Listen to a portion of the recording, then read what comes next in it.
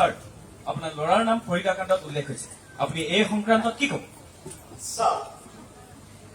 মই চিন্তা কৰি আছো উন্নয়নৰ কথা আৰু আপোনালোকে কৈ আছে অশ্লীল ইমান বছৰে হৈ থকা সংঘাত এটা মই গুচাব খুজিছো আমাৰ এই পথটোৰ পুনৰ নামকৰণ কৰা হ'ব পথটোৰ নাম এটাই হ'ব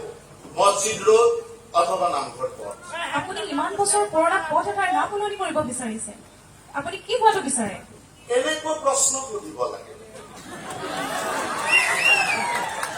আচলতে মই মোৰ সমষ্টিটোক এটা টুৰিষ্ট প্লেচ বনাব খুজিছো ধৰক এনেকুৱা এটা ডাঙৰ নামঘৰ যিটো নামঘৰত ভাৰতবৰ্ষৰ সকলো ৰিলছ ষ্টাৰ আহি ৰিলছ বনাব পাৰিব ইতিমধ্যে মই নামঘৰত লৈ এটা বৰগীত লিখিব দিছো অষ্ট্ৰেলিয়াৰ এগৰাকী সুন্দৰী গায়িকা